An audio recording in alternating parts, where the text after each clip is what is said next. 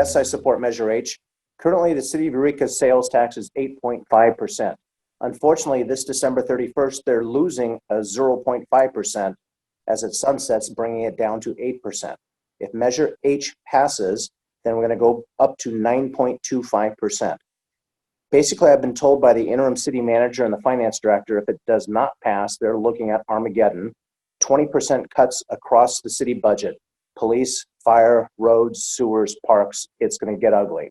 So what I tell everyone, for a few extra pennies when you go buy things, and by the way, food and pharmaceuticals are excluded.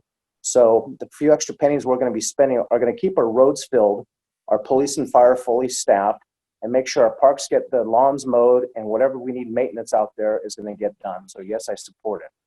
If it doesn't pass, like I said, they're looking literally a 20% cut across the board. The police chief said he's going to go bare bones. Fire's going bare bones. Parks probably won't get the lawns mowed.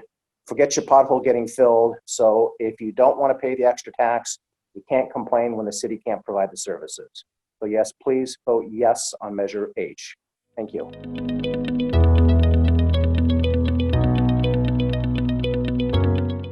Well, I'm very proud to say that the current Humble Inn, the old budget motel on 4th Street, I was instrumental in getting that thing done.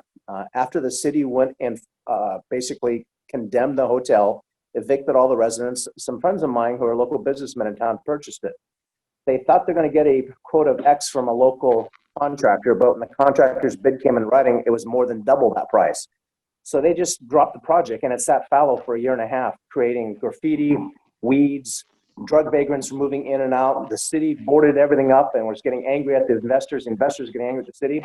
So finally, I sat down with the department head and one of the investors says, "How do we make this thing work?"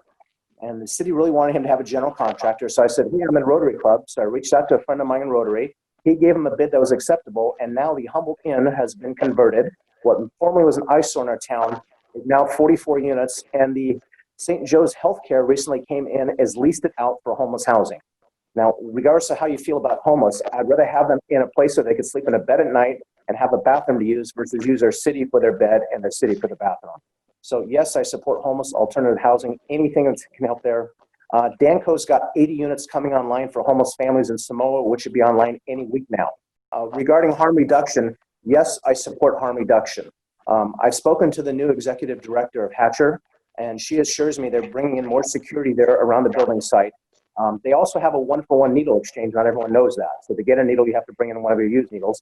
And they will also go out to your business to do any cleanup. So if you call in as a business member and say, "Hey, there's some needles here outside my building," Hatch will send people over and pick them up for you.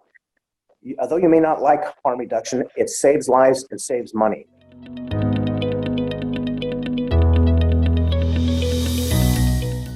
Okay, that's an easy answer for me.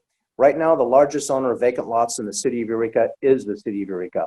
If you drive through downtown and Old Town, they probably have 20 to 30 different lots down there. Some of these are parking lots that are heavily utilized. Some of these are parking lots that are not heavily utilized. I'm proposing we take our parking lots that are not heavily utilized, lease them to a developer for $1 a year and build apartments. It doesn't have to be low-income housing because that's a whole different ballgame, but just get more housing units in there. We desperately need more housing, so let's build apartments in summer vacant lots. The other thing I'd like to see is the foot of C Street next to Jack's Restaurant. That was supposed to have been developed 15 years ago for restaurants, retail, and housing up top. 15 years later, it's still dirt. I think we can do better. We need to release what we call requests for proposals.